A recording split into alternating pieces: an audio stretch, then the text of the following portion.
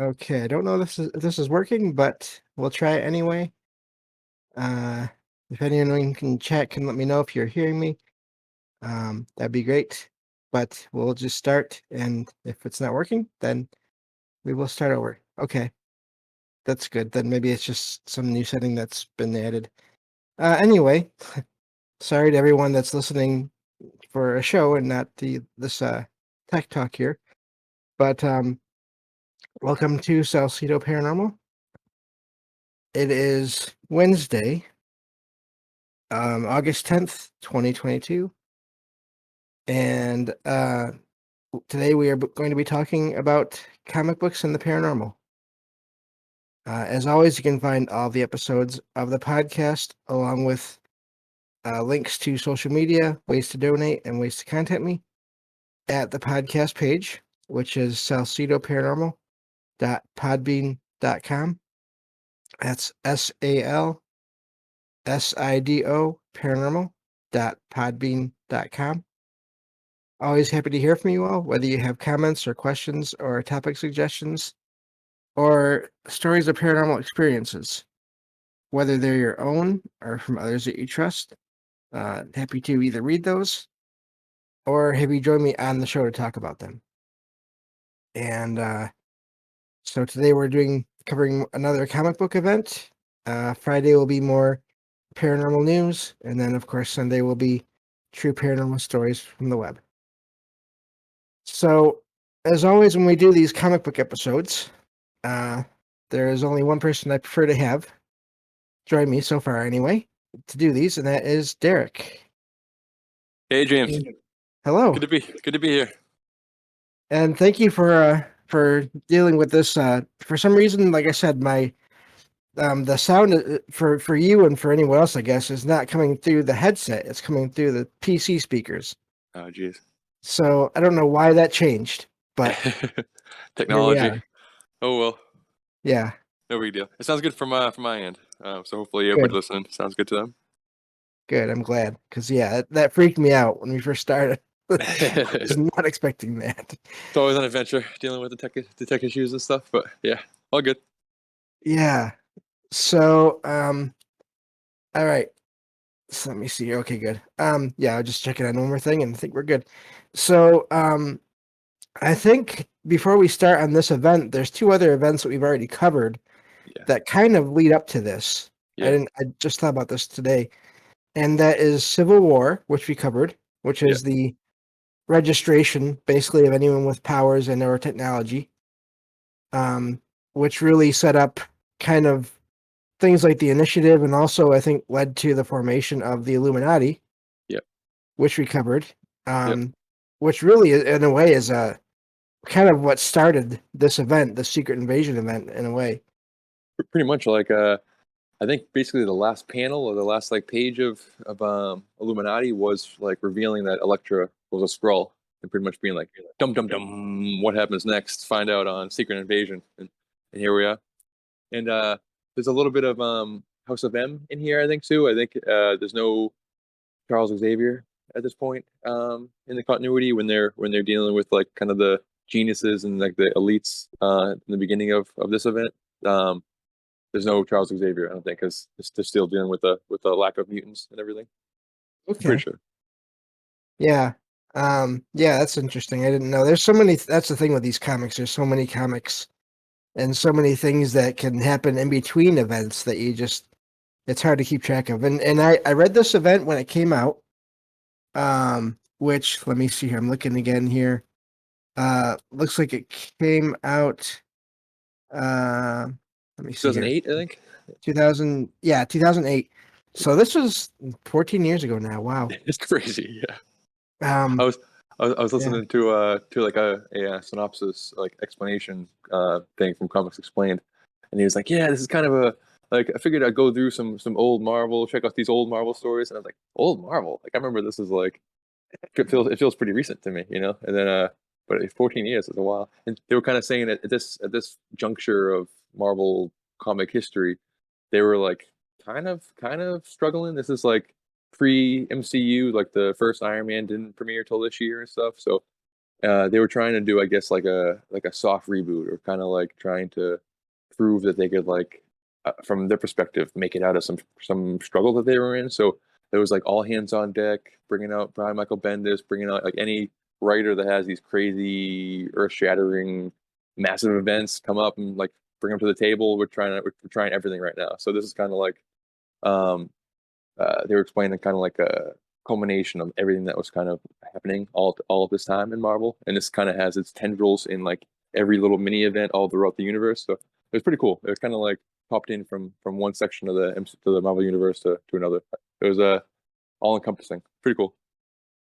That's yeah, that's why I was gonna say too. I read the main series, but even then, I'm glad that there's so many different summaries of these events now online because that's gonna help a lot. For sure. This Uh, is one of those like 100 plus issue things. It has a list of all of them, and it's like 50 different titles and like 2 or 3 issues for every title. It's one of those giant Marvel 2000s issues, you know. I mean, events, you know. right. Yeah. So I guess I'll get going. I'll start and then you can take over Yep. wherever you Yep. feel like it here. So this event again, it starts with the Illuminati basically warning the Skrull not to try anything on or try to attack Earth again. Oh, and And just so in case anyone missed when we were talking about Illuminati and stuff, like the Skrull are basically this like shape shifting alien empire who has been warring with the Kree for a really long time, and basically they're just like reptilian aliens, pretty much, who can change the shape. That's pretty much all you really need to know about it. But go ahead. Sorry. yeah, no problem. Yeah. And so in between the end of Illuminati and the start of this event, there's a new Skrull in charge, Yeah. and that is Princess Varanki. I'm not sure if I say that right. Mhm. Um, and apparently she claimed that there was a prophecy that warned of the destruction, the annihilation of the Skrull homeworld. Yeah. And of course, so she had this prophecy before she came to power, and she was exiled, but then eventually she came to power, and so, and I of think pretty course, I think basically they like she was talking about this prophecy, and they were all like, "Get out of here! We're in no danger." And they exiled her, and then Galactus comes over and destroys the Skrull homeworld, and they were all like, "Oh wait, she was actually right," and they made her the emperor of the Skrull Nation or whatever, Skrull Empire. right, and so she, as she comes to power, she starts to plan and guide this invasion of Earth using the data that they got from when they had captured the Illuminati. Yeah, And those are the scenes in the Illuminati when they have like Reed Richards tied up, and they're all got them all stretched out, and they got all the different members kind of sprawled out on tables, and you're like, what are they up to? What are they trying to do? And they don't really address it in the Illuminati story. And then here we are, we're finding out what their goal really was the whole time. right, and she Varanki even goes doesn't just sit behind the sidelines here or behind the battle lines here. She actually goes to Earth Yeah, and appears as one of the Marvel heroes, Spider Woman, yeah, Jessica Jones. No, Drew. true. I Yeah, forgot Drew. yeah, yeah, That always messed me up. Those two, yeah. the real names of Same. those two. Yeah, very close. Um, and of course, there's things that happen on the planet um, that she doesn't plan on, like the escape of several supervillains from this raft prison, Oh yeah, which led to her joining the new Avengers team, which yeah, is um, just it's a post Civil War team yeah. that was So sweet. made. We have like the Mighty Avengers right now, which is like Captain Marvel's team, and that's like Sentry and Wonder Man and stuff. And then we got Luke Cage's team, who's kind of like they're all like the criminals. They're all being chased by Tony Stark and everything. And they're like Iron Fist and Spider Man and Wolverine and stuff. And basically they're like the underground Avengers, pretty much. And both titles are kind of running for a while in the 2000s at this point. Right. And Captain America is with them at different Yep, times, and yep. yeah. And Tony's Um, like, Tony's the Nick Fury right now. He's like in charge of all of Shield at this point. right. Yeah. And due to partly due to the events of Civil War, Yeah, really. exactly. Yeah. Um, so let's see here. So basically, this there's all these things going on there, and of course, Varanki ends up joining the Mighty Avengers, claiming it'll throw the Skrulls off balance. It says in here, which is really amazing. Yeah.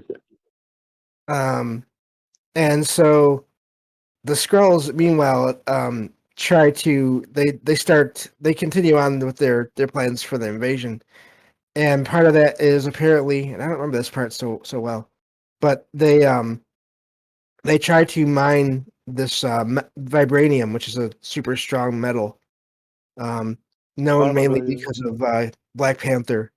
Yeah. Um, and so they try to mine this before the Avengers eventually find them and stop that.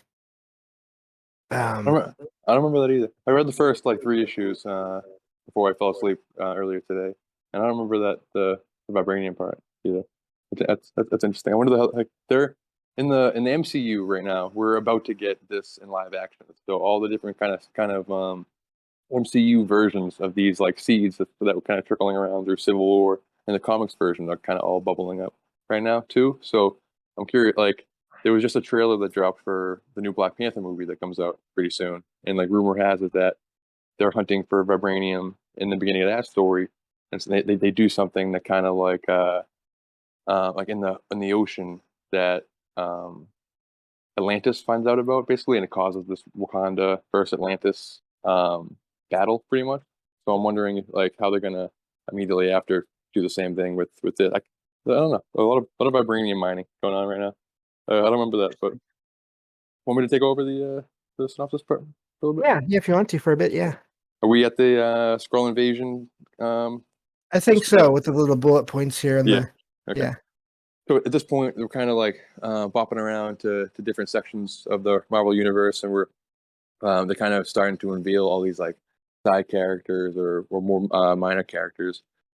Starting to show like they're Skrull, like like half their faces start to become green and realize, oh no, like Sue Storm is actually a Skrull. Dum Dum Dugan, Nick Fury's like best friend is actually a Skrull and that kind of stuff. So um, they're hopping around. We realize that like Dum Dum Dugan like blows up or disables the Shield um, helicarrier that's orbiting the base at the peak, which is like just kind of orbiting outer space. And then there's a massive breakout at the Rapt prison, which is where all the most dangerous superheroes from the Marvel Universe are all being kept. And then we see Sue Storm. They reveal that she's a Skrull, and she um, goes past all these like eye reading, eye scanning things, and like welcome, Sue Storm. And she sees her kids like, mom, what's going on? She's not answering him. And then finally you see like her face turns green, and then uh, she like opens up kind of a bridge to the negative zone, opens up this like portal to the negative zone that starts to kind of implode the Baxter building, or like kind of like like create the singularity at the Baxter building basically.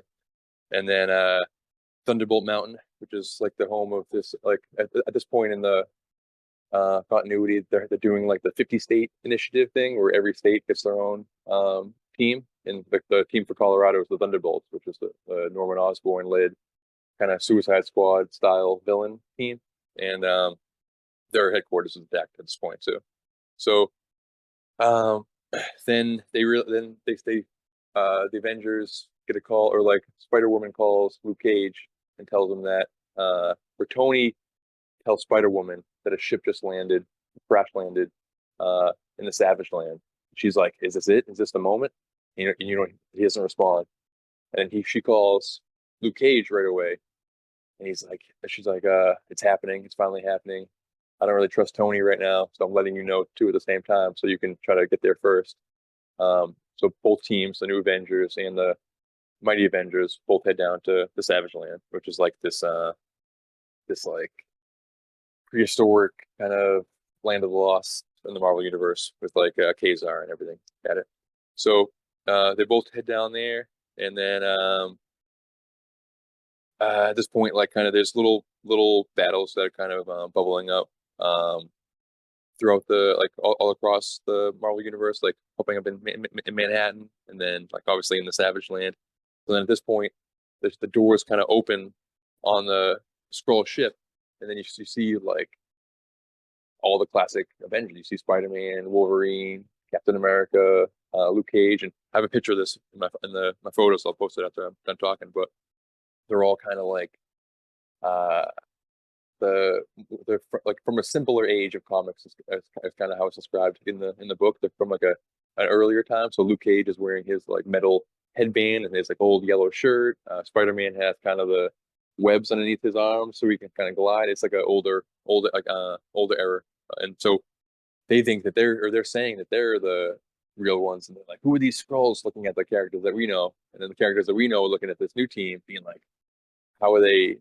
I don't know, like how do they have the powers that we have? How like is that actually Captain America? He's supposed to be dead, but it looks like him, it sounds like him, it fights like him. What's going on? And you get this giant melee battle, like uh kind of hero versus hero battle. It's very cool. And we don't know who the Skrull is at this point. Skrulls are at this point.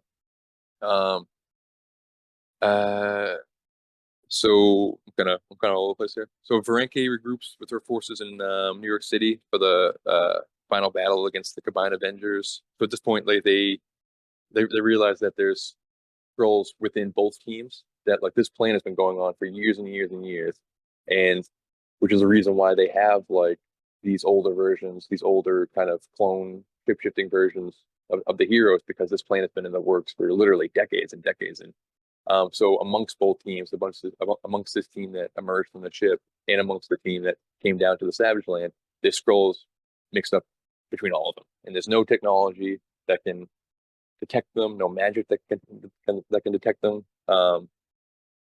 et cetera, et cetera.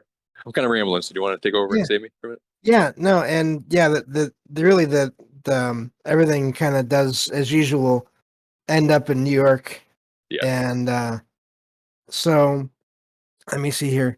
Yeah, in New York, um, Varanki is injured by Hawkeye, um, and but there's all these other events. Basically, other heroes are attacked, um, and even killed in some cases. Of course, that's killed as in temporarily. A lot of cases. yeah, Eventually, the heroes do figure out a technology, find a technology that can identify the Skrulls, and I think at that point is when they all basically drop the disguises and the the bulk of the major yeah, battle starts.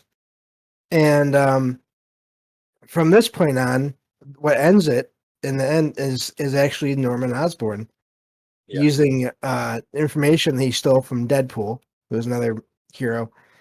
Kind of fits the whole thing with Deadpool in a way. yeah. He's an amazing fighter, but not always the Most things don't trustworthy. always work well for him. Yeah, exactly. Um, and so the eventually so Norman Osborn takes out Ranky, Yeah, and this leads to him getting basically more power within the government. yeah, And then of course Iron Man and a lot of the heroes being um, blamed and just not trusted anymore, because how could all of this have happened? You know, on Iron Man's watch, on the heroes' watch, yeah. and you know, while they were all supposedly in power.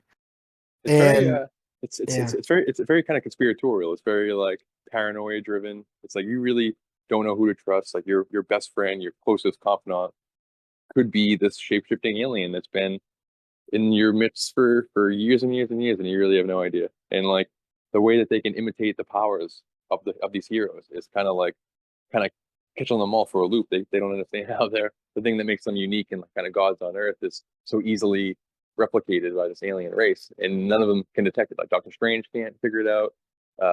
Reed Richards can't figure it out. Tony Stark can't figure it out. And then like the part that's not in the description is that Tony's infected by this alien virus too at the time. So he thinks that if given the chance, he'll be able to uh, figure out a way to detect them. But he's like getting sick basically, and there's all these panels being like alien virus detected, alien virus detected, alien virus detected, and it's like getting bigger and bigger as the panels go, and you don't know if it's this like techno virus that's attacking the suit, or if it's like an actual physical virus because Tony's kind of starting to look a little sick. But because he's the head of Shield, his technology is linked to the Shield helicarrier. It's linked to like the sword um, satellites that's flying all around. It's linked to like the entire Earth infrastructure. So infecting him with the virus gets their like hands in every single piece of technology. It's all over the planet, which kind of leads to Tony Stark getting ousted at the end of the story. He's no longer like the head of Shield anymore. So like you're maybe you controlling every single thing in the Marvel universe isn't the best thing for us because some alien can come in and take it over. But Yeah, which is not inaccurate. That's for sure. that's very true. Yeah, very true. And there's another cool part too where they're like once they actually kind of reveal themselves, there's like a panel where it's all scrolls, but they're like just kind of wearing different like mashup costumes. So they can replicate the powers, but you can't replicate like adamantium cloth and like adamantium bones that Wolverine has because that's such a rare metal. So you have to have um like Cyclops laser vision mixed with like the adamantium claws, or like one scroll that has like all four powers of the Fantastic Four. So there's this weird combinations and like mismatches of these different powers to try to like replicate the power levels of some of these like more powerful or more like rare powered heroes, which I thought was really cool. So these like reptilian aliens wearing these mashup suits of different heroes with like mashup powers of different heroes. It's kind of a cool thing, you know. It was, and I believe even with the case with the Wolverine, copying his claws. I think they even showed them having like the bone claw versions, which is what Oh yeah, you know cool. Wolverine has beneath the metal that was forced on him, Yeah. basically. So like how long were they really doing this? Because the bone claws is like it's at least like decades and decades and decades ago, if not like 100 years ago in the continuity. So how long was this plan really? Because like they match all these powers because that's the version of the DNA that they stole from the hero. So it's like, did they steal a version of Logan when he still had the bone claws? Like how long did they have this plan in the works? It really it adds a very conspiratorial, I don't know, shape-shifting reptilians or infiltrated the government. Who knows what's going on? Type of vibe, which was kind of cool in the comics for me. Yeah, and so again, this really leads to the fall of Tony Stark from any kind of power, Yeah, and the rise of Norman Osborn, who is hailed as a hero, yeah, which again pointing to a crazy world, as a yeah, good friend of the show would say, an upside down world. Life is changed yeah, for people's sure. minds, and that leads to Osborn being put in charge of a replacement organization known as Hammer. A lot more of a military organization than just a spy organization. Yeah, it's And also that leads to Osborn making a group, um, basically, like I think they even call it a cabal later on, wow. consisting of major characters in Marvel, who have kind of shady pasts, which includes, of course, Emma Frost, who was from the X-Men, Yeah, well, originally from the Hellfire Club, later the X-Men. Namor, also another unstable character, yeah, as we discussed before. Doctor Doom, another one. yeah, A criminal known as the Hood, he's a more recent character. And then, of course, Loki, just to top it all off. yeah. So it's basically like a darker version of the Illuminati, pretty much. The cabal. Uh, it's funny that Namor is in both of them. He's like his Yeah. characters kind of switches sides so often that he's part of both groups. So is this kind of when the Thunderbolts become the Dark Avengers basically? Like they get the boost to like become the official team pretty much, or is that a different storyline? Yeah, it's pretty. I think that leads into that too. Yeah, I don't I don't remember all that in no, me either. detail, Me but either. that does Yeah, seem like Osborn would just roll all that together into it, and that's also helps him. He sort of rebrands some of the people from Thunderbolts into his Dark Avengers, which are similar to the real characters. Yeah. There's a version of Spider-Man who is basically the Venom symbiote attached to the original Scorpion. Oh wow, yeah. Because we know that the symbiote has just gone through many people over the years. Yeah. There's a version of Wolverine which is actually his son. Oh, Dakin, yeah. Yeah. So and there's Well, just other characters like that, and of is course they have Bullseye Sentry. is Hawkeye, right?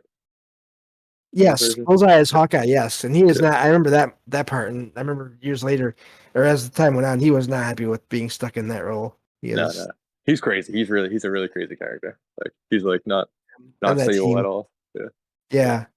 So, and that leads us to what we'll cover one of these times soon, which will be Dark Reign. Nice. Um, again, Derek and I have been talking about this just in dark messages, and I said this is really the Secret Invasion. Dark Reign Siege is kind of like the rise and fall of Norman Osborn, who was Yeah. originally the Green Goblin, just for Yeah. anyone that wasn't aware, Yeah. and from Spider-Man fame. So Now this really is puts a this lot more pressure on Peter Parker too. for sure? Is this the time period where he becomes the superior Spider-Man, or is this before that, or after that? Before that, that's more. I Okay. think that's after. Yeah, that's after. Okay. Yep. And Okay. yeah, so it leads to a lot really in the Yeah, comics for there. sure.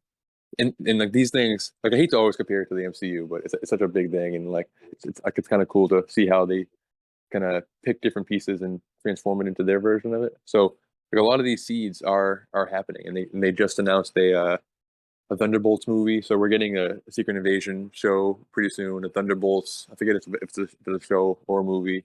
And we have like this character Val, played by Julia Louis Dreyfus, who's kind of like taking the role of their like uh kind of Dark Avengers Nick Fury, who's been during this phase kind of going around to different characters, like US Agent and stuff, and kind of recruiting her own kind of form of like her own Dark Avengers, like Andor Thunderbolts. So they're kind of leading us to this Dark Reign type storyline coming after Secret Invasion. But like Norman Osborn doesn't exist in the MCU yet. So I'm very curious as to how they're going to handle this without Norman Osborn.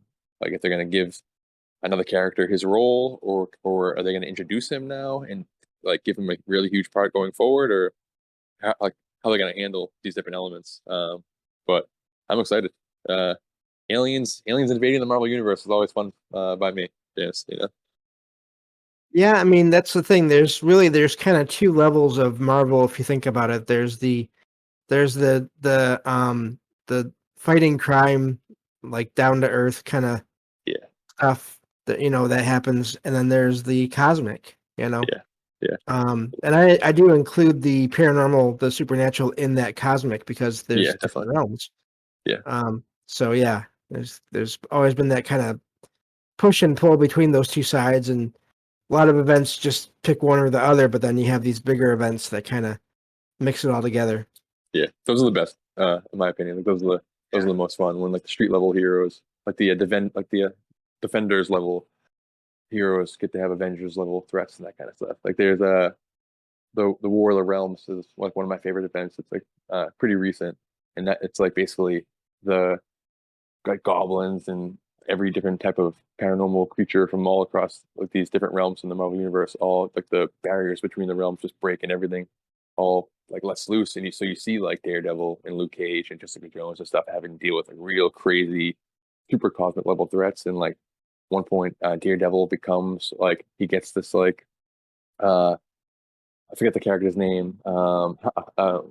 Heimdall from Thor, who has like the All Sight or whatever, and that becomes like Daredevil's role. So you have this street level like Batman esque character in Daredevil who becomes one of the most cosmically charged heroes in the whole universe. I love the dichotomy of that when you get like the street level like mixing with the cosmic and vice versa. Yeah, it's very cool for me. Yeah, that does sound interesting, huh? Yeah. Eventually That's we'll get to funny. that in a few years down the Yeah, line. yeah, yep. Yeah. Well, yeah, so that's that event. Like I Yeah, said, we kind of have a timeline figured out as far as what events we're gonna cover. We'll probably still throw other things in there in between. yeah, So, but yeah, we're trying to get caught up to more current events as well yeah. in the comics too. So we'll get We didn't there. talk much about the just the Savage Land was in this, and that's just always a cool place. Like, we didn't get too much into it, but that's just there's dinosaurs running around, and there's just like the Savage Land is cool. And I hope that they use this as an excuse if they do this event to introduce the Savage Land into the MCU too. That's always fun. But yeah, James, thank you. Aliens invading the Marvel universe. Uh, that's what I'm here for. Good stuff. Yeah. Yep. No, and the Savage Land, it did start out more as just an X-Men thing, but of course it's been added to other heroes and other characters have gone there from time Yeah, to time and it's, over it's, the years. So yeah, it's it's definitely a major location now in the comics. yeah, it's kind of like paranormal too. It's given a lot of like Hollow Earth or like weird Antarctica lost land with like land of time forgot type vibes and different connotations of it too. So it has a lot of weird esoteric like lost ancient civilization type threads and different Mhm. ways that it's used currently. But yeah, Yeah, I don't know. Thank you, James. Great stuff. Really fun. no problem. Thank you for joining me for these as always. So I'll All right. talk to you next time. Yeah, I think it's like you, bro. Okay, so that's that for today. Like I said, Friday will be paranormal news, and then Sunday will be true paranormal stories from the web. So I think that'll do it for today. Thank you all for sticking with us as I reacted to these tech issues. I'm going to look into that and try to figure out why the things have changed. But thank you all, and I will talk to you all on the next episode of Salcedo Paranormal.